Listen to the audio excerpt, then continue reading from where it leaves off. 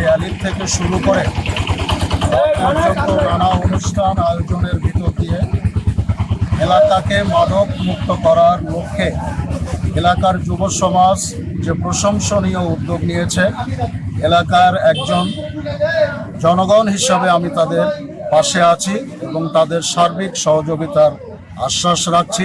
আমার বড় ভাই, আমার ছোট ভাইরা সবাই থেকে আমরা আমি এই পর্যন্ত নিয়ে আসছি। আমি যুব সমাজের সবার সাথে একসাথে করে আমি মাদকের বিরুদ্ধে আজ অনেকদিন ধরে অভিযান চালাচ্ছি, মাদক বিরোধী অভিযান, এবং মাদকের বিরুদ্ধে আমরা সোচ্চার।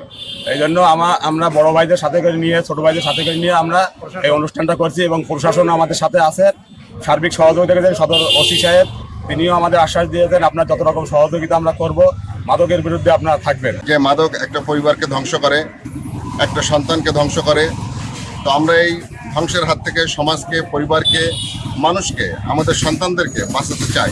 তার জন্য আমরা এরাদার বাগান যুব সংঘ কর্তৃক যে দিনব্যাপী আয়োজন করেছি, সেগুলো হচ্ছে সকালে র্যালি এবং দুপুরবেলা আমাদের প্রীতি ফুটবল টুর্নামেন্ট রয়েছে এবং রাত্রে মাদক বিরোধী আলোচনা সভা রয়েছে। মাদক এমন একটা ভয়াবহ জিনিস যে মাদকের জন্য আমাদের পরিবার ধ্বংস হচ্ছে, আমাদের যারা মাদক সেবী তাদের স্ত্রী পুত্র ধ্বংস হচ্ছে।